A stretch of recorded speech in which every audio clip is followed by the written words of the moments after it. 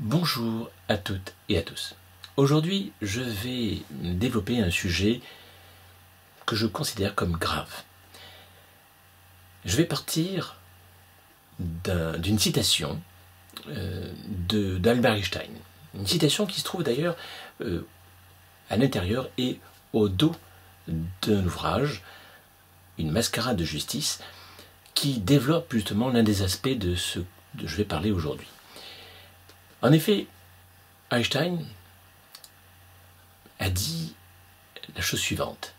Il a dit « Le monde est dangereux à vivre, non pas tant à cause de ceux qui font le mal, mais à cause de ceux qui regardent et laissent faire. » Et c'est bien là le problème.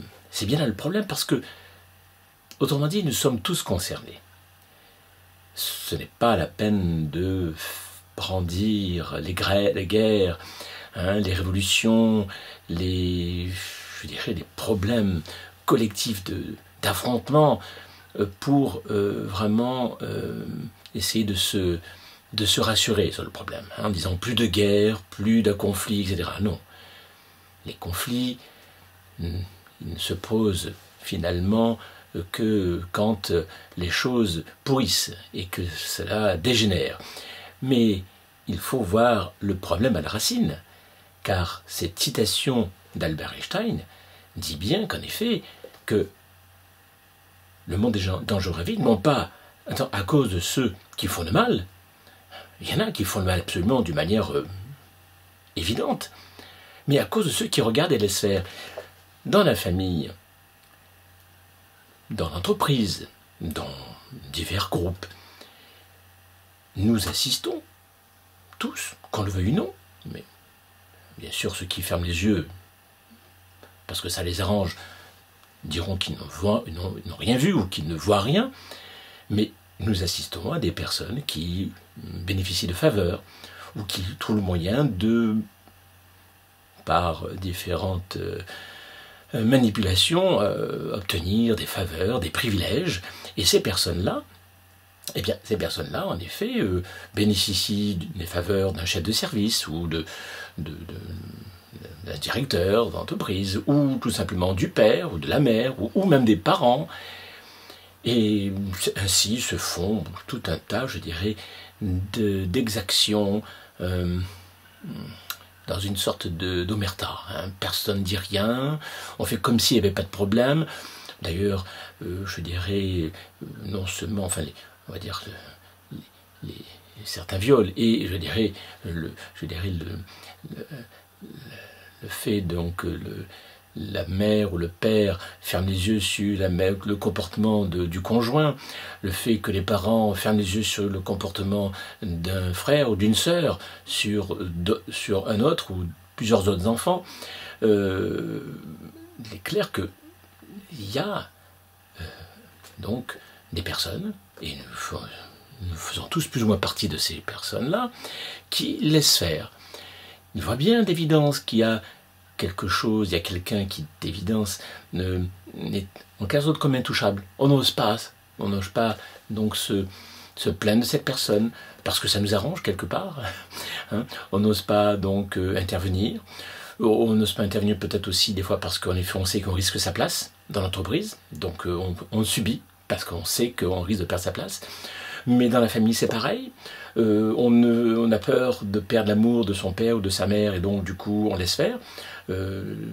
C'est comme ça que d'ailleurs je dirais tous les problèmes d'inceste se renouvellent et se perpétuent. Le nombre de femmes, d'hommes aussi, mais surtout de femmes qui subissent l'inceste avec le regard bienveillant des fois de la mère, ce qui est un comble.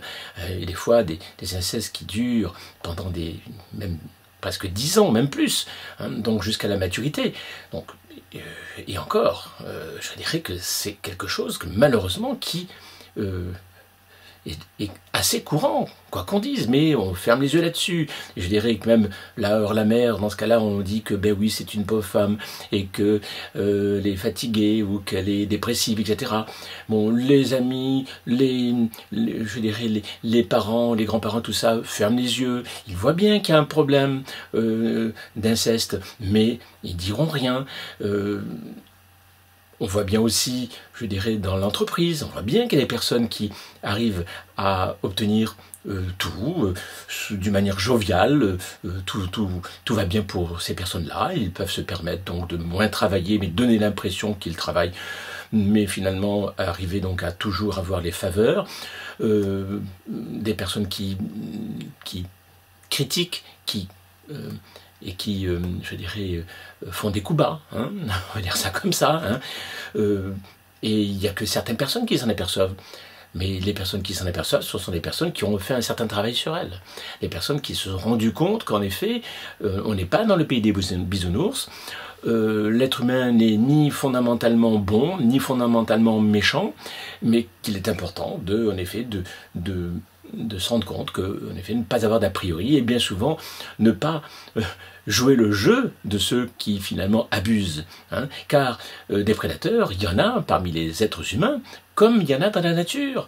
Car regardez la nature comme elle est. La nature, elle est finalement avant tout la jungle. Hein, c'est là que commence la vraie nature. Et la vraie nature, c'est pas, je dirais, les animaux sont bons, etc. Non, non, non. Il y a des prédateurs qui mangent, qui dévorent d'autres espèces, et d'autres espèces qui en dévorent d'autres, et ainsi de suite. Voilà, c'est ça la réalité. Bon, donc, cette citation d'Albert Einstein est très importante. En effet, je la répète encore une fois, parce qu'elle devrait être, je dirais, être mise sur le fronton des écoles, il devrait être mis un peu partout. Hein. Le monde est dangereux à vivre, non pas tant à cause de ceux qui font le mal, mais à cause de ceux qui regardent et laissent faire. Je vous laisse méditer sur tout cela, et j'aurai l'occasion de développer tout cela dans d'autres vidéos. En tout cas, il y a un aspect donc disons, des conséquences de cette citation, enfin cette réflexion d'Albert Einstein, c'est qu'en effet la justice elle-même est, je dirais, devenue de plus en plus sous l'influence de cette manière d'être, hein, une mascarade de justice. Et dans cet ouvrage-là, vous verrez en effet combien la justice elle-même, je dirais, est corrompue au niveau de la vérité, au niveau de la preuve. C'est-à-dire qu'en fait, quand ça arrange les gens et quand ça arrange les juges et quand ça arrange les avocats, eh bien on se tait, on déforme, et c'est le plus fort qui gagne toujours. Le plus fort qui gagne. La jungle. Hein. Et c'est sûr que ça peut paraître, je dirais, pessimiste, négatif. Bien non, pas du tout, parce que je suis quelqu'un de très positif, quelqu'un de très optimiste, car malgré tout, malgré, je dirais, ce constat, je préfère vivre dans la société dans laquelle on se trouve aujourd'hui, plutôt que dans les dizaines de siècles qui ont précédé. Donc, entendons-nous bien, je crois que surtout, c'est qu'il est important maintenant que on se réveille.